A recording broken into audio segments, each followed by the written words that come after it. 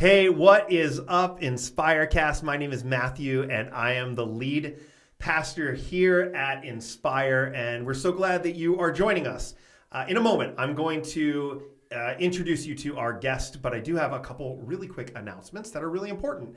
First is that we have a soccer camp for kids that we are so excited about, and there's a link in the description that you can click on, and you can get signed up to be a part of this soccer camp that is happening in June. And so wanted to make sure that you were aware of that. And then the second one is, it's a really important announcement, but it's actually a really sad announcement, and that is that we are unfortunately losing our executive pastor here at Inspire. He has officially resigned. We announced that on, I don't even know what the date was. I'm just too sad. It was April 27th. That's when it was.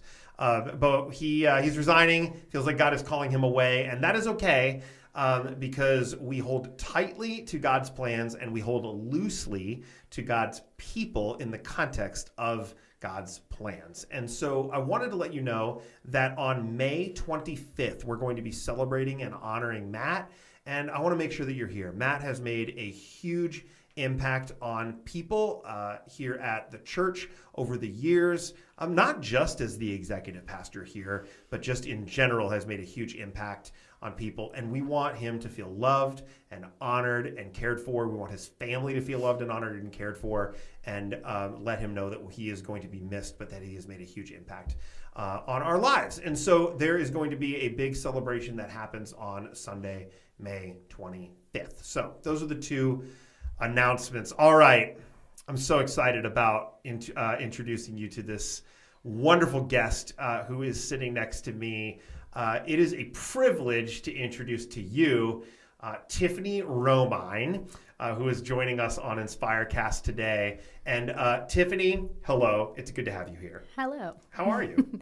I'm good. Thank you. We suckered you into doing this. It's pretty great. It was a last minute thing, but it's okay. Yeah, when we knew we were going to do it eventually. Yeah.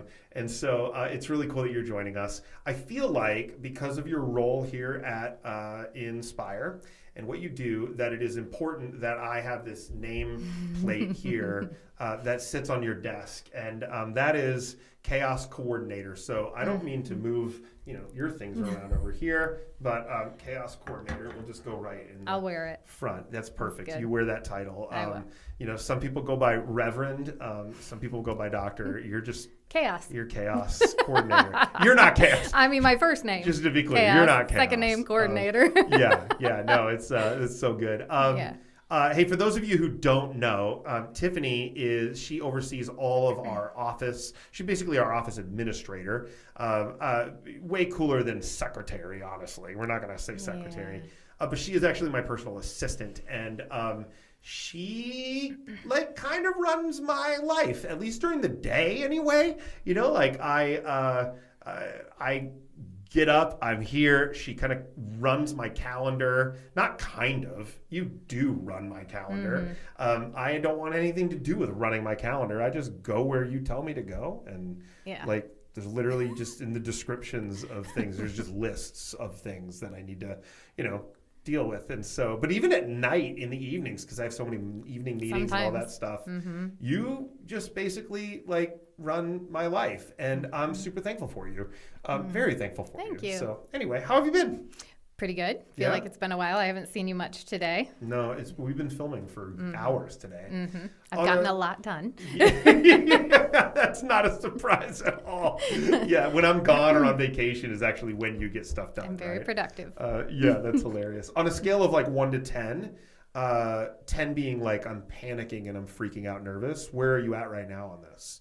Doing this? With this?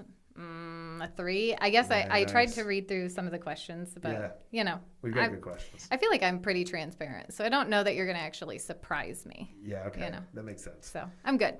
Nice. All right. We're going to run through some questions. Some of them will be fun. Some of them is about your life.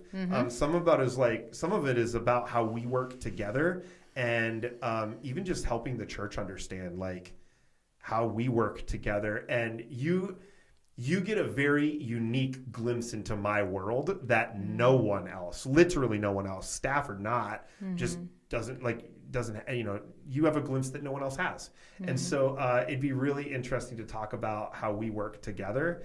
I think it'll be really fun. So I'm going to hit you with the first very serious and real question here. Okay. And the question is this: if you had to eliminate one forever, what would it be?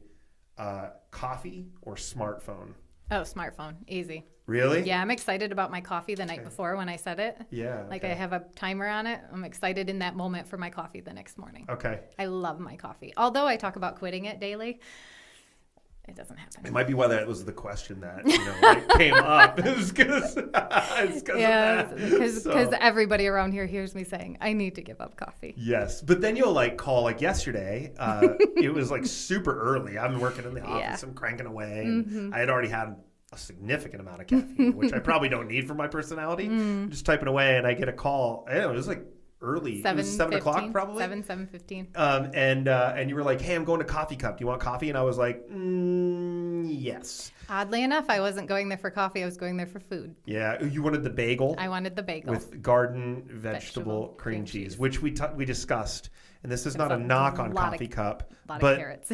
Why so many carrots? There was a whole bite where I was solid crunch in the cream cheese, which you don't anticipate when you're biting into cream cheese. And I'm not much of a texture sensory person, but that was a lot more crunch than I anticipated in the cream cheese. So. And then we were and then I was in my office. We weren't even the walls are very thin around here too, guys. And I hear you talking about it. And then I'm like, yeah, what other vegetable is in garden vegetable cream cheese? And then what did we decide? Chives? 2.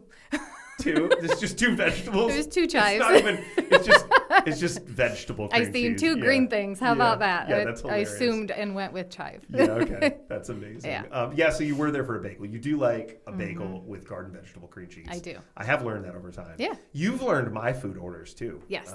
I think we have similar tastes on some things. That's true. Mm-hmm. You've nailed some wraps in particular that you've gotten. And I'm I wouldn't have ordered that, but that was really good. Yeah. It's kind of become a part of the chili cheese spud was the ballpark, Grand Slam, right? Yeah, it's really good with Fritos on it. Oh, gosh. Yep. I could do that all day, every day. That's amazing. But you made this you did this caprese salad wrap one time. Yeah. That was really good. They don't have that anymore. No, I know. Mm-hmm. Come on. Why do restaurants get rid of the best things, I almost got scared. Moondance has those Southwestern egg rolls, and somebody stopped my heart telling me they weren't going to have them anymore. But they still do. They still do. Yeah. They weren't getting rid of those. They were getting, I forget what it was that they were getting. I called them. right after that conversation, I called them. That's amazing. And I was like, by the way, I have to know. Is this for real? Or is this a Fremont gossip train, Yeah. That's hilarious. That's so good. Mm-hmm. I like that a lot. Can you, you've such a cool life. You have such a unique life. Mm-hmm. You have such an intentional life outside of church world, okay? We will get to church world stuff, but can you just share a little bit about your family? And I know that you're probably what aspect, right? Yeah. But can you share a little about your family? Yeah. So I have my husband, Jason. We've been married 12 or 13 years, something like that. And then... Can you say your anniversary? Yeah. No. Yes and no. Yes and no. I have 2 options. I don't know why I can't. So this is the funny joke, is that I cannot... for the life of me, ever remember if my wedding anniversary is December 6th or the 9th. That's amazing. I frequently, it's a joke with my husband, and I've tried to, my kids even made me a plaque to go on the wall that says our wedding anniversary. However, it's not with me, it's at home. Yeah. And so I'm pretty sure it's December 6th. However, if it's the 9th, I'm sorry, husband. But yes, so I have my husband of 12 or 13 years because, whatever. Ish. And yeah, so then we have a ton of kids. We have his, mine, ours, and others, and all girls. We had a couple boys in the mix along the way. We have, so far, we have 3 wonderful grandchildren, and they keep us hopping. Yeah. Yeah. It's so cool. Yeah. I love how intentional you are. You guys are just wonderful, and you guys have just stepped in and been amazing parents. Yeah, thanks for that. It's really cool. Like, kids are awesome. It's intentional Yeah. to be amazing. It's intentional. Parents are supportive parents. It's requiring us to be intentional. Neat. And Yeah. you live on 40 acres or so? Just shy of, yeah. And it's kind of like a public 40 acres too, because it's like right next to, is it M82? Is that the road? Yeah. So it's like right at M82. I won't say the cross street, okay? Just so that people don't like, come and try to find you or whatever. But you live on a 40-acre giant field, essentially, and you have animals galore. Yeah, they kind of come and go a little, for lack of a better term. But yeah, we have cattle and we have pigs and we have chickens and we do some meat birds every now and again. We used to have goats and we got rid of those very quickly. Why is that? What was the deal with goats? Goats are like children. They're cute when they're little, and then they get older, and you're just like And so they were just to us, it's what we would call a hay burner. They didn't give as much as they took, and so we decided that was not worth it. The process of elimination. Yeah. Okay. Yeah. And they were very naughty. The neighbors brought our goats back a couple times. I felt bad for that, but.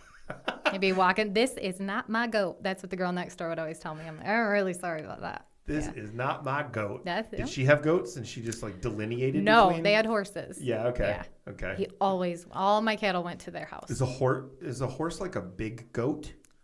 I've never had horses. No. No. Yeah, actually, that's a surprise. I never thought about that. Yeah, so when I was little, I swore that I was going to grow up and have a horse ranch and live in Montana. I've never owned a horse. I don't know much about them. Although I want one. If anybody wants to tell my husband I should have a horse. We went to somebody's house and there was some horses that weren't treated the greatest. So we brought him some hay. We went over with animal control and this horse wouldn't let anybody touch it. And it came up and just kind of pressed its face into my chest. And I was like, and I looked at Jason and he's like, no. No. And I'm like, it loves me though. I want one. And he was like, no. If you were to real quickly add up the number of animals you have on your homestead, like ballpark it. 35. Oh, you know. Oh, wait. You actually know? No, 200 and... What are we talking, like ants? Yeah, no. I just realized I have a lot of birds. Turtles? We got a bunch of chicks. We got meat birds. We got 70 meat birds and... 70? No. That's so many. Yeah, we got... I lied. Sorry, on accident. 52 egg layers and we got 70 meat birds. So we have like 130-ish. Jason, you're producing. Can you put the camera on me? If any of you don't have enough money for eggs, Tiffany, how many did you say? 52 egg-laying birds? Yeah. That's so many eggs. Yeah. Like, take that, egg prices. It's about to be a lot. Well, we already had like... Okay, you can get it off me. Thanks. Okay, cool. We had like 20 or 30, but... That's so fun. Yeah. What is your favorite animal on the homestead? Pigs. Yeah, that's right. We've talked about this. Yeah, I like beef more than I like pork, but I like pigs more than I like cows. Wow, hold on. That was like a riddle. Say that one more time. I like beef more than I like pork, but I like pigs more than I like cows. Oh, I still don't get it. Yeah. But so you have the edible version of the animal? Yep. I like beef. I don't Can you explain this to me like I'm 6? Yeah. So we have edibles on our farm and everything's either edible or it's not. And I mean the only thing that we have that isn't edible is our dogs and a barn cat. I feel like we should also clarify when you say we have edibles on our farm. there are multiple ways to protein-based everything. Protein-based edibles. That's really good. We bought a half pig from you one time. You did, yeah. And actually, you know what was fun is we somehow in the freezer, we had a pork tenderloin. Because that was a while ago, actually, when we got that. A couple years ago. We had a pork tenderloin that was hiding in the bottom of our chest freezer. And Megan just made it last week. Yeah. It was so good. How did she? We prepared it this is actually really fun. We had never done this before.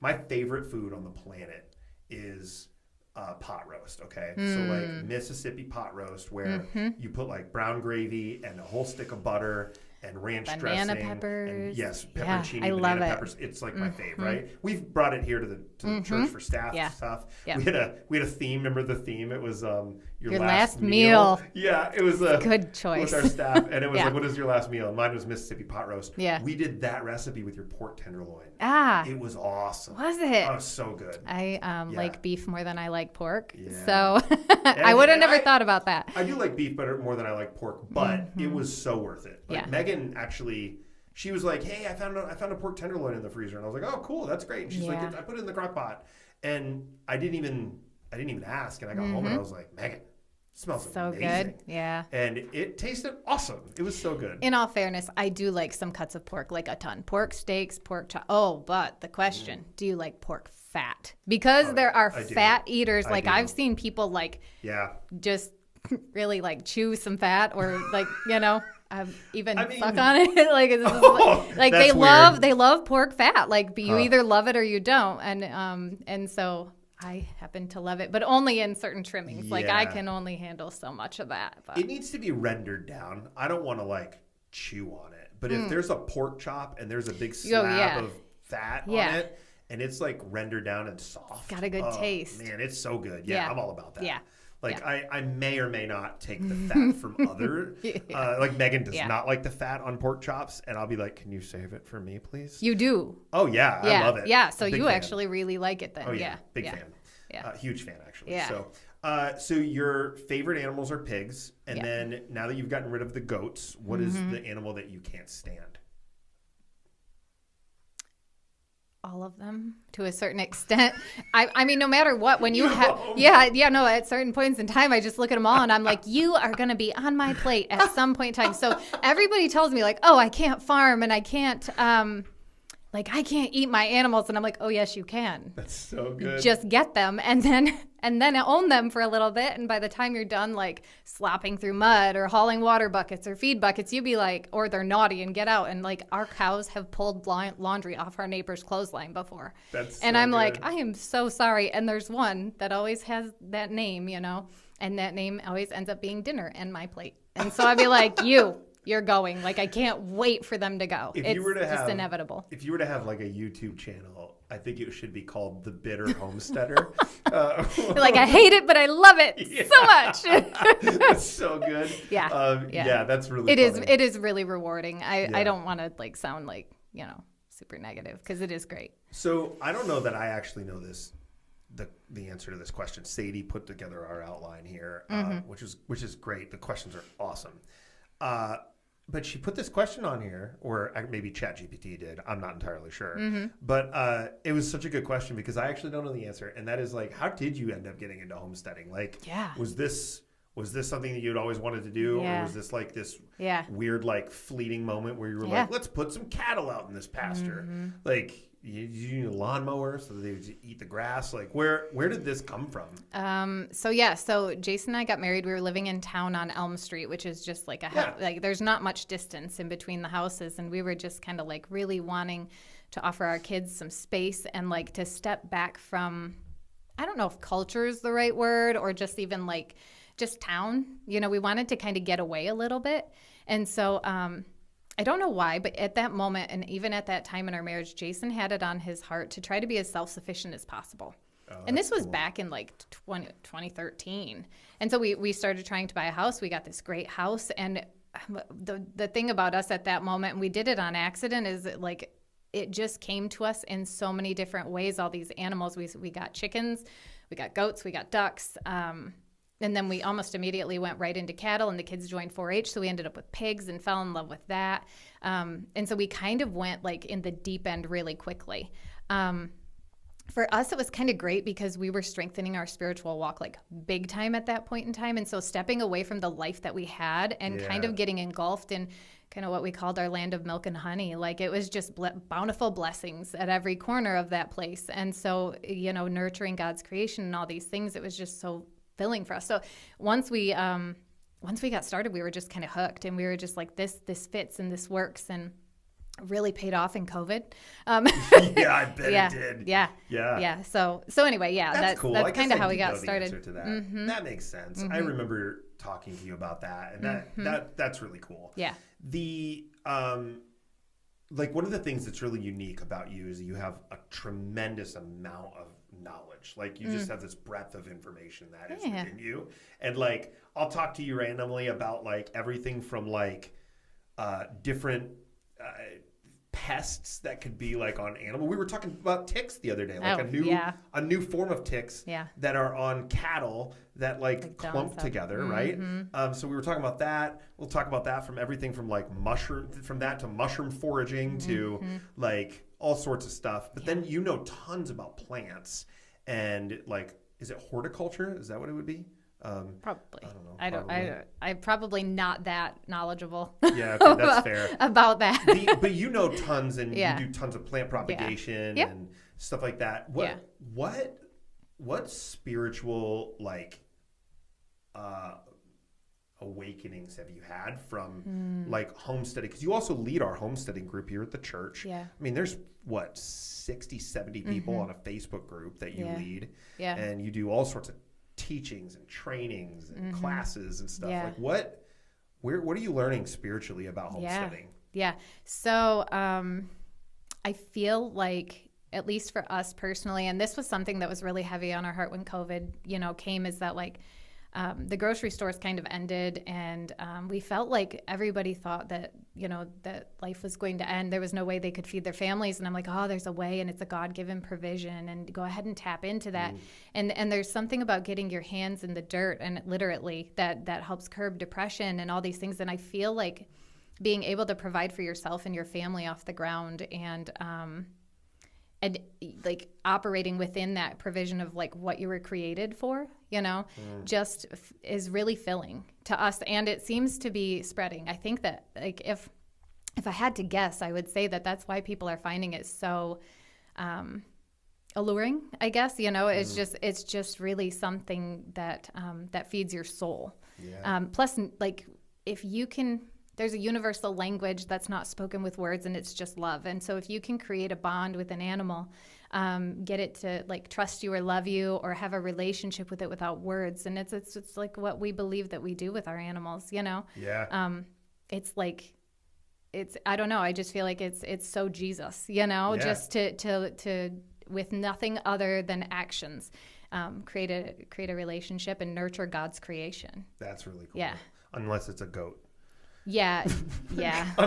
unless to be fair, like we have had some gnarly goats. Yes.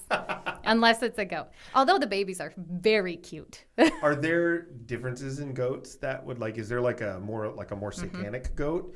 I mean, or a less demonic goat? No, they're all equally naughty. Ironically, pigs in the Old Testament True. Are the things that were unclean. Although there's one that's like not a split hoof. But there's one that's not a split hoof. I think it's called a mule foot.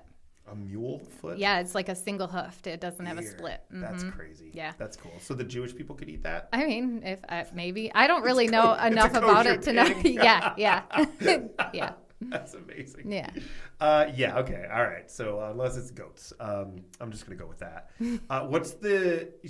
Sometimes you come in and you've got very funny stories, or like videos or pictures that you like want to constantly send or show me or whatever. What is the funniest thing that has happened on your homestead? Oh man. Okay. That's a toughie. I mean, we've had some pretty interesting things. I mean, poor Ben Barry almost got took out by a cow a couple months ago, like 3 times. I had somebody at my work who thought maybe my husband was abusing me because I had a mark on my head and it was from a rooster. A rooster? Yeah, it was from a rooster. I was in the coop and the rooster came at my feet and it tripped me and I fell and hit my head on a ladder. So I had like this line that went and it didn't hit like the bridge of my glasses, so it was here and here. And the woman was like, "Can we talk, Tiffany?" And she's like, "I just want to know if everything's okay at home." And I'm like, "Oh, you think no, you should be worried about him. Like I'm probably more of the aggressive one in the relationship." So yeah, that was pretty good. Maybe she thought you were concussed and she was like, okay, we need to do something. When's your anniversary? Yeah. And then you were like, I don't remember. And she's like, you're for sure concussed. Yeah. No. I mean, Well, the cows got out and did eat my neighbor's laundry off her line. Note that I don't think, likes us. I mean, we've tried so many years to be friendly with her. So, oh my goodness, that just didn't help. That wasn't good. Yeah. Although I guess one of the funniest things was our cows went on Thanksgiving morning. We found out that our cows were 6 houses down the road. And so we took a bucket of grain, me and one of the girls, and we were walking back with a bucket of grain, and we had a whole parade. We had a Thanksgiving parade down our road with my husband following behind us in the truck with his 4-ways on, and we were like walking cattle down the road, probably almost a half a mile. That's amazing. And you have, I mean, I've been to your homestead. How many cattle do you have right now? At least 10. I think 21. I was way off. Yeah, I think around 21. Mm-hmm. That's wild. Well, it's calving season, so we have 6 extras. Oh, that's true. Yeah. And they all came like within that's wonderful because right? we don't plan a season. We have a bull that runs with our herd all the time, and so it just kind of it's awesome though because the calves you could tell they definitely have a blast when they're all around the same age. You get one lonely one, and it's not always as fun. Yeah, sure. Okay, we're going to make a turn here. We're going to talk about Inspire. Okay. So if you were to describe in 3 words what it's like to work directly with me, okay. what 3 words would you use? Okay, that's a good one. Okay. Spontaneous. Intentional. Oh, man. I feel like those are saying 2 different things. Well, no, keep going, and then we'll break it down. Spontaneous, intentional, and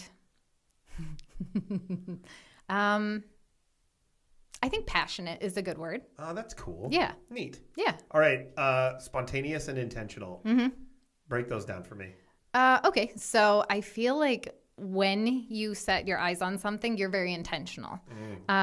When given the focus, or the time frame to be on something, you're on something. And you do a really good job of thinking it through start to finish. I think that's that visionary kind of thing. Like, it's amazing to me how many notes you have of things you want to think about later. I do. And these are things I'm going to think about later. But yeah, so that's probably the spontaneous part, is that you're kind of like, oh my gosh, this would be great. Oh my gosh, this would be great. Oh my gosh, this would be great. And there's that rapid fire of spontaneous ideas. But there's intentionality when you're focusing on things and you actually do a really good job start to finish. And then the passionate part is where I think it's just all very spirit led. Yeah, that's cool. We were filming videos for the website today. Yeah, and I was filming videos describing my personality, and it was well, if you could use 5 words to describe your personality, what would it be? You did your own? I did, but what was cool was passionate was one of them, and so that was neat. But I had quirky was one. Okay, pretty quirky. Yeah, I was we all are. It's a spectrum, absolutely. Right? Absolutely. There's a spectrum, just further down on the spectrum of quirkiness. Yeah. What else was there? There was, oh man, now I'm trying to remember. It was so long ago. It was hours ago. I've had 1,000 other thoughts since then. I don't even know. I had good words too. I don't remember. Who knows? But what did I have? We've got people in the room here.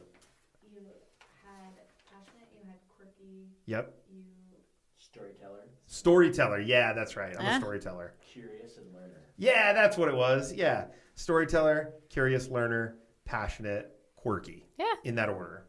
That's probably accurate. Yeah. Okay, that's cool. I like that. If you were to think about what you do here at Inspire on a daily basis, and it were to be the name of an episode of a TV show, what would the name of the episode of that TV show be? Y'all play too much. Y'all play too much? Like what? Yeah. It's I would say it is a fun staff environment. There's a lot of friendly banter. There's a lot of office references that go far above my head because I've never seen one episode. However, I guess I'm Pam. And so the good side of Pam. Yeah. I don't know anything about it. So, it always seems like everybody's got some sort of joke about something, which is great. I can appreciate it. But my response is always, you play too much. Y'all play too much. much. Yeah, that's pretty good. Yeah. For any of the Office fans around here, say she's Pam, but the longer I lead here, the more I'm like, crap, I'm Michael. Like, I don't want to be Michael. I want to be Jim. Jim's the cool guy. And I was like, always like, yeah, I'm Jim. But then I'm like, oh gosh, that's something Michael would have done. And it's not good. And it's something that Michael would have done to Pam is what I actually think. Like, I'm like, oh gosh, I'm a terrible boss. Like, that's what I think. There's a part of me that feels like I need to watch The Office to be able to respond to stuff like that. But there's also a part of me that's like, no, you don't. No. Because really I hear don't. the things you guys say, and I'm like, no, you don't. No, it's true. You really don't. What brings you the most joy in this, in the role that you have here? Yeah. I feel like I'm a helper by nature, and I love to support what God is doing here. And so just knowing that everything I do is for a purpose and a reason, and just advancing, the kingdom, or, ministries, or even community. Yeah. We often say, this will not be a surprise to you because we say this a lot, but we often say that you have a ministry at your desk. So like some people have a ministry at a pulpit. You have a ministry at your desk. Like when people walk in and they see you, or they talk to you for the very first time, like there's just something about like the presence of Tiffany, that like it's just calming for people. There are some times where I'll be in my office and like the door's shut and I'm like, someone comes in like frantic and you can just talk them down. It's amazing. Like, thanks for that. Yeah. You're chaos coordinator. That's what it is. So you have a ministry at your desk. I remember when I first started working here, I struggled to see that. There's a really small book. It's called The Ministry of the Administrative Assistant, and it was written by a woman. I forget who wrote it, but it was a really good read, and it was the tiniest book, but it was packed full of insightful things that actually helped me. In more ways than I had imagined. Yeah. And I think that it didn't touch on things like having people come in and emotional, or like, kind of like feeling chaotic or something like that. But that kind of just comes along with it, I think. Yeah, that makes sense. That would have been before I came, right? No, yes. Yeah. But just before. Just before. Yeah, that's cool. Yeah. So one of the things that you do for me that is just like the biggest blessing is that you really handle my calendar, and my calendar can get wonky, can't it? I mean, it's crazy. And so part of what's helpful with InspireCast is to help people understand what is life like around here, or like what is the cultural things like for the church and stuff. Let's talk about the calendar thing, because there's some people who are like, hey, I want to meet with the lead pastor. Like they just want to meet with the leader. And there are sometimes where we can give space to that, and then sometimes where it's like you do a really good job of kind of going, well, I think your best person to talk to is this or whatever. Talk about navigating the calendar thing, because you do it brilliantly. I don't have to worry about it a ton. A lot of times what happens is people call with an idea of a person that they think can help them the most, and the reality is that it's not in that person's wheelhouse, and so what it does is it's just like I understand that, and like, or like this person might not be available at all for the next while. And so what I'll oftentimes try to do is find someone who can immediately address an immediate need if there truly is one. Yeah. Because there is an element of not triaging, but prioritizing too. Like, I mean, sometimes in the middle of an emotional moment, everything can feel like, feel really heavy and immediate. Yeah. And sometimes just after talking and hearing yourself out loud, you're like, okay, maybe it's not quite as immediate or urgent.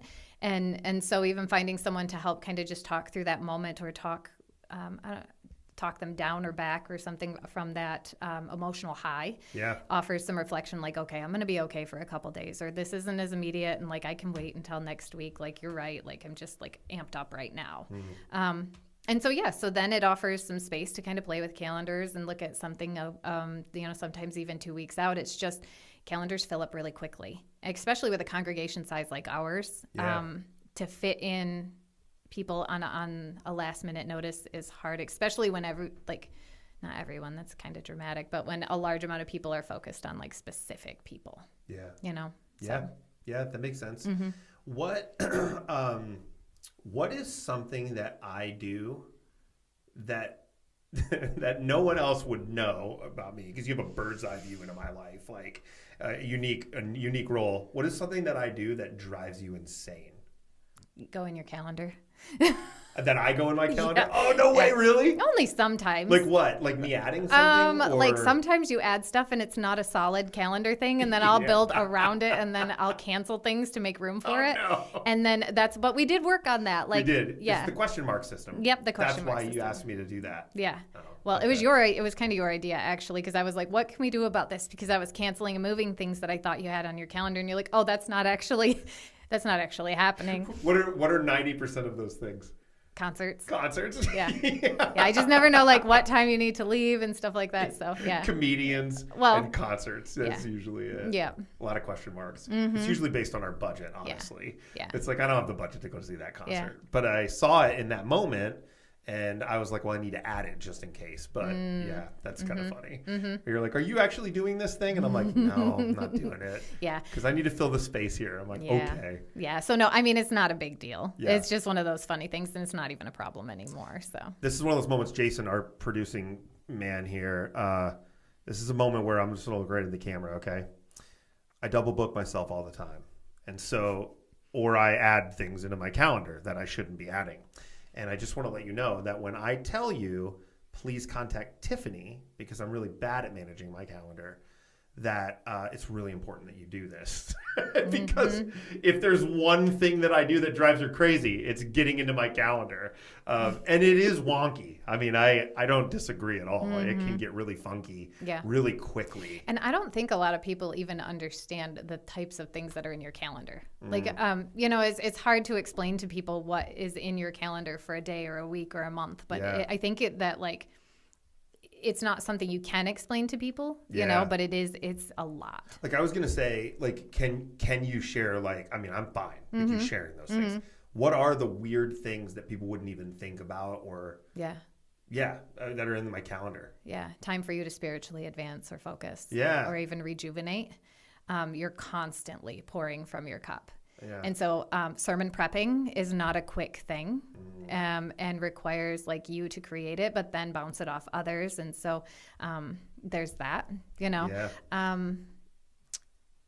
I guess like even meeting or like attempting to advance the ministries in the church, stuff like that, like, you know, and so, and even those, can be, I mean, you try really hard to empower, I think, but sure. Yeah, there's frequent touch bases and stuff like that too. Yeah, you've taught me to have to like add in that prep time because there's so much work that like there might be a meeting in 3 weeks and there's so much work that goes into that meeting that nobody would see the work that has to go into that meeting that I was like coming into this role for the very first time and had no idea I even needed to like spend weeks prepping for it, right? And so, that's true. That makes sense. And even aside from the silly wonky stuff, it's just the important stuff, like who's your mentor? Yeah, sure. Who's when do you do that? And it's just things that I don't think a lot of people realize is super necessary for your position. So. Do you know what you do for me that's really helpful that I think about all the time? What's that? It actually happened today where you go, hey, do you need to eat lunch today? Yeah. I'm like, I don't think about eating food during the day. Yeah. So, yeah, you that's do that cool. a lot. I'm a foodie. I do not miss my meals. Like I almost, as embarrassing as it is to say, I think I very frequently have food in my mouth. That's amazing. You do. I do. Have a lot. It smells really good in the office when you're eating food or when you're heating up food or whatever. Always snacking or eating. The amount of times when you're like, hey, do you want some hummus? And, that kind of stuff. You're just like trying to get me to not eat junk food. Well, essentially is what it is. Yeah, all the snacks in the office have turned into like organic options. It started out with like Doritos. Yeah, I was like, this is not happening. Can you please get more Oreos and Doritos, please? Yeah. And now it is like Nature's Bakery. Yeah. I was like, everybody's going on it. That's our supplier. Healthy foods.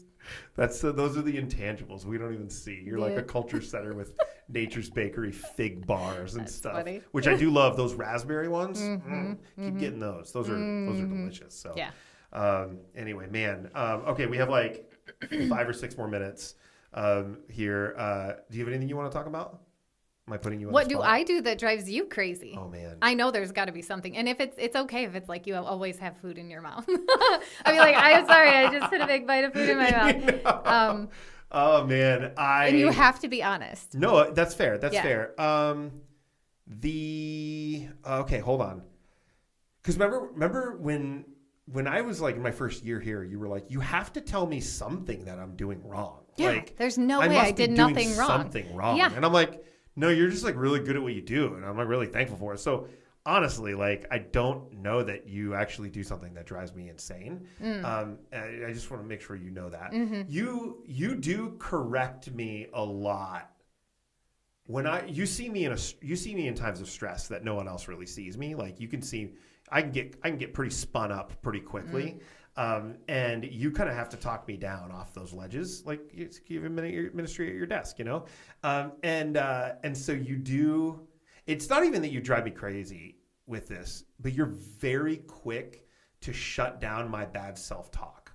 And there are times where I'm like, crap, like you're so fast at it. And I'm like, she is on top of it. But I don't know that that's like, it drives me crazy. Yeah. It makes me a better person.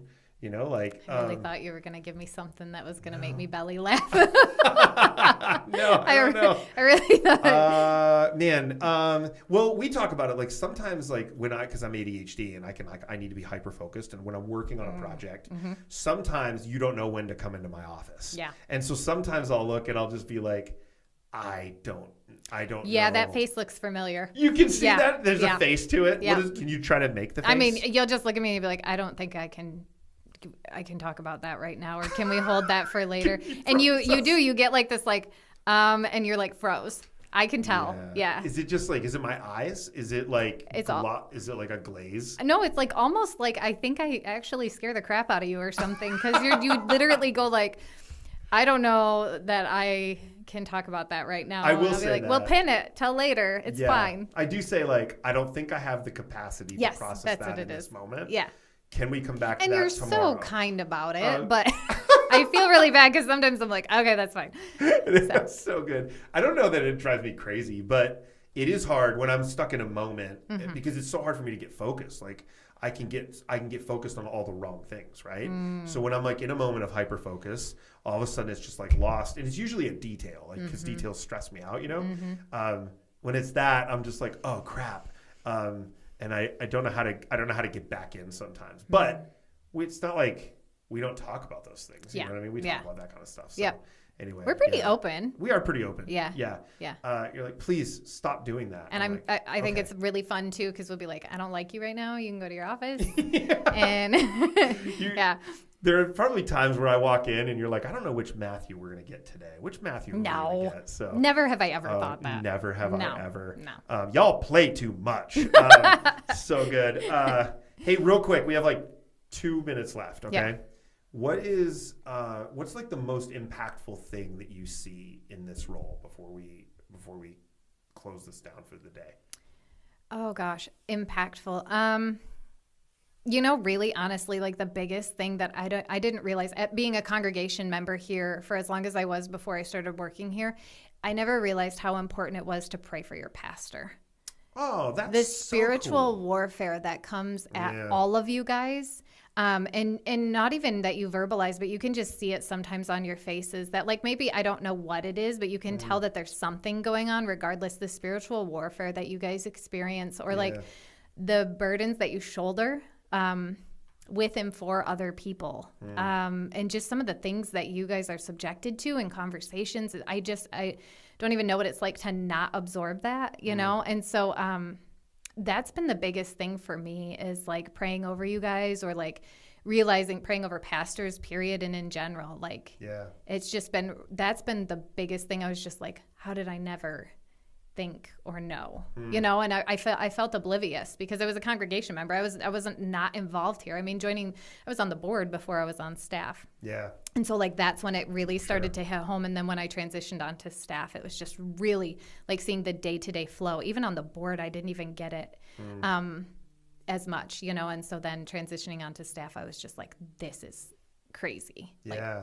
So That's really cool. I was not expecting that. I was expecting it to be like, like people's marriages getting restored. Or 100%. God is moving, and the Yeah. Holy Spirit is doing so many things here, and that's great. But like the thing that I take home with me every day is in my prayer time or in my prayer life, like really trying to, because I think I see it so much more than the general, congregation member would, is just finding myself like praying protection over you guys. That's super cool. Yeah. I've turned into, in this role, I've shifted to telling my mom and dad, as they get more and more plugged into their church, that the most important thing that they can do for their lead pastor is encourage him. Yeah. I'm like, just go. His name's Wayne. He's awesome. And I'm Yeah. like, just go be an encourager to Pastor Wayne. Yeah. I'm like, just be on his team. Like, because they pastors need that. So that's really cool. Yeah. Awesome. Yeah. That's so good. Yeah.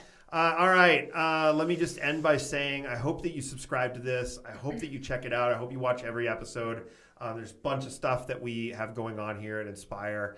But we're signing off. Thank you so much, Tiffany. This has been so much fun.